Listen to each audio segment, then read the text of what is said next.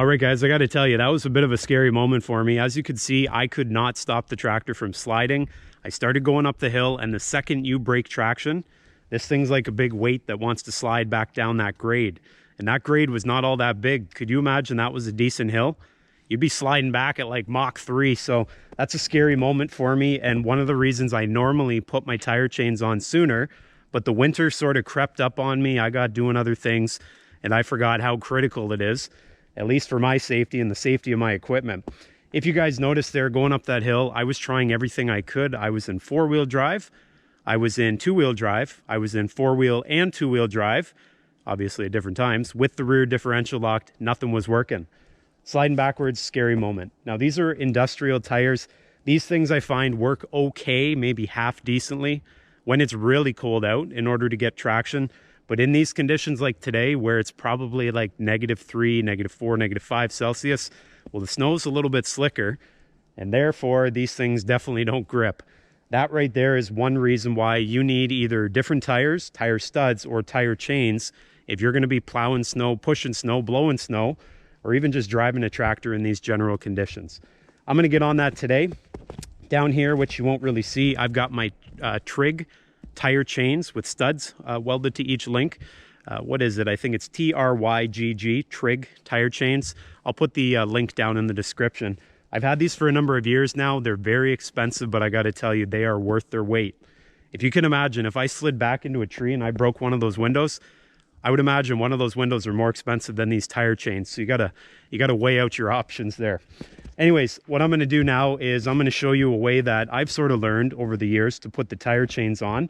In the past, you've seen me sort of, try to throw the tire chains up on top and get them cinched around the tire with some success. But what I'm going to do today is I'm going to actually put a piece of string or rope through the tire, tie it onto the tire chain, drive forward, and hopefully the tire chain makes its way around the tire with less effort. Anyways, this is a necessity. I don't want to go back down that hill where my tractor lives without having them on there, because next thing you know, I'll be pointing downhill and we'll be on for a ride. Anyways, glad you guys are here. Evidently the snow is going to pick up, but that is life. Here we go.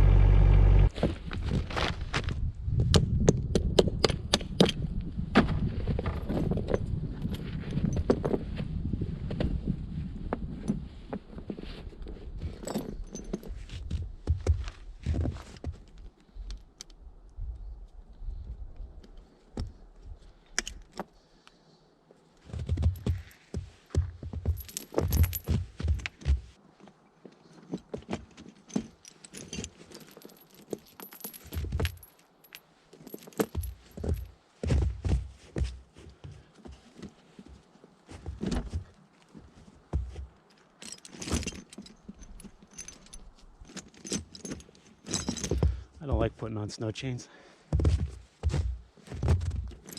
but I like sliding down the driveway less.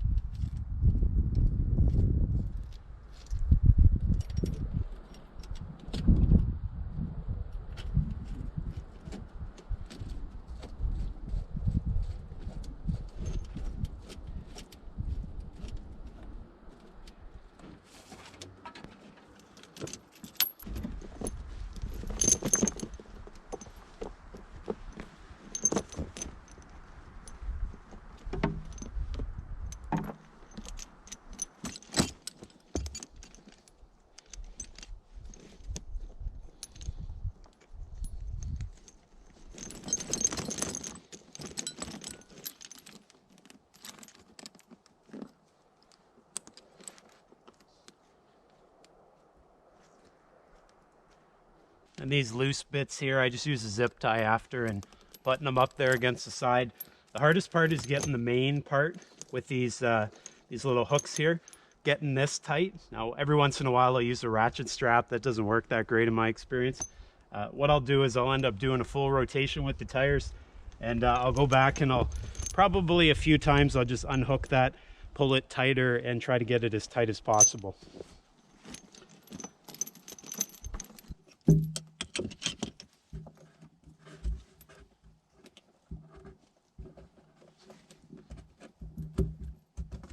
All right, guys, well, we got the tire chains on, and funny enough, the sky sort of turned blue here for a little bit. Maybe that's a good sign for what's to come. Anyways, let's have a little look at the tire chains, and you guys can see why I like them so much. See the welded studs on there? These welded studs are hardened studs, and so they make for really, really good traction. I've had these on for, I think, good 3 years now, and they've barely even lost their edge. And so that makes them very effective at grabbing onto ice. Now, deep snow, obviously, they'll help as well, but where it really shines is that ice when you're going up a laneway and you need that traction. These things will not slide because they are so, well, the stud's so tall on them. Anyways, let's go back to that hill we were just on, and I used the word hill lightly because it was just a slight grade, and we'll see what happens with these. This time around, what I'll do, I'll leave it in two-wheel drive. No diff lock. We'll just go up it just as you might with two-wheel drive and see what it looks like. Here we go.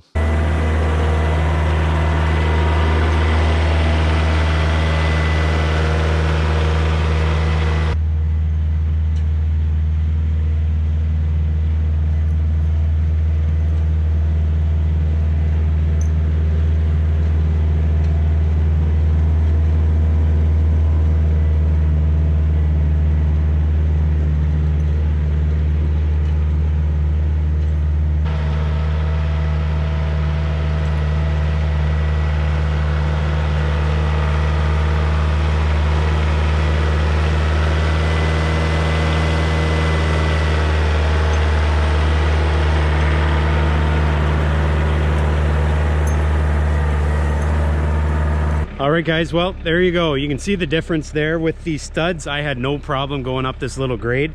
I even stopped on the hill and whoa, holy smokes, not even acting, almost fell there. What was I saying? I even stopped on the hill right about where I slid there, and I started again, and obviously nothing happened. I didn't slide at all, I didn't spin at all. The studs just gave it 100% traction and crept right up here. And if you look down here, you can see even in the snow, you can see all the little studs which really grab in. So those things are definitely valuable if they prevent you from breaking one window or even smashing a headlight or even putting yourself into a ditch. Well, that's going to pay for itself in that one outing. So that's going to do it for me here today. I still got the snowblower to put on the back of there, which means the winch has to come off. Probably going to let the snow fall just a little bit more before I do that. In the meantime, if I have to clear snow, I'll put the bucket on and go from there. Guys, I appreciate you watching. If you like this video, make sure you come back next time. I got all kinds of other videos dealing with the tractor, the sawmill, the winch, building projects, and everything in between. Come back for that, give the video the old like-a-roo, and I'll see you guys next time.